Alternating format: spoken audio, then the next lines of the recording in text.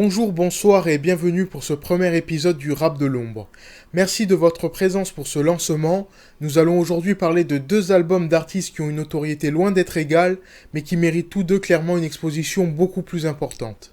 C'est parti! Et l'album qui a l'honneur d'inaugurer l'émission est Itinérance d'un mélomane de Toupan.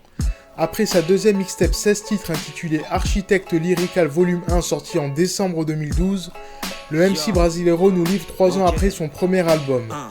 Derrière cette pochette très réussie signée Ebola, dont l'une des timelapses a servi de clip au titre Parodie du Monde, il se dévoile les perceptions et les convictions d'un artiste sur le monde qui l'entoure.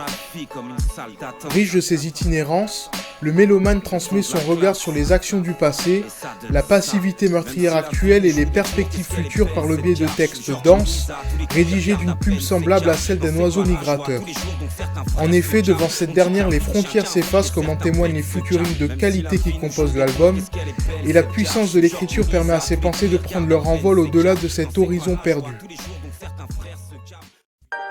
S'exprimant au travers d'un art qui se veut le porte-voix des gens du peuple et des minorités reléguées au second plan, le MC membre du crew Le Fond de la Classe affiche une grosse présence sur ses morceaux qui peut être surprenante, mais permet une audibilité parfaite de ses propos démontrant ainsi toute l'importance qu'ils accaparent. Toupan n'hésite d'ailleurs pas à les adresser directement à l'auditeur afin de lui dispenser ses conseils d'amis, le tout soutenu par une production de qualité à laquelle on retrouve entre autres Crown de Grim Reapers, qui a collaboré avec le Wu-Tang ou Akhenaton pour ne citer que.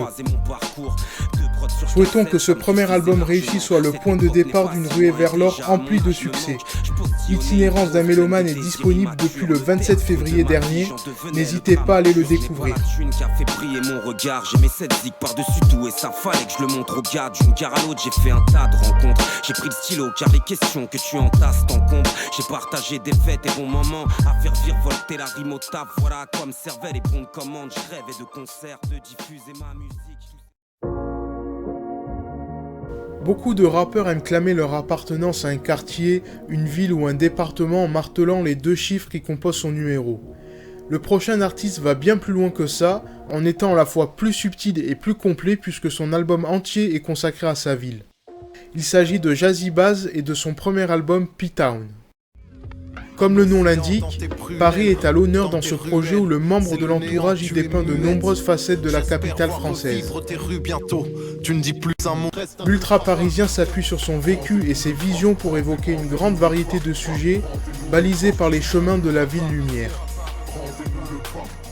De l'adrénaline des vacations nocturnes aux attitudes 3/14e en passant par les trompes de Fallope de P-Town, l'homme au sourire autrement plus bienveillant que celui du Joker narre sa vie tantôt par le biais d'histoires assez sombres, tantôt sur des thèmes plus sentimentaux.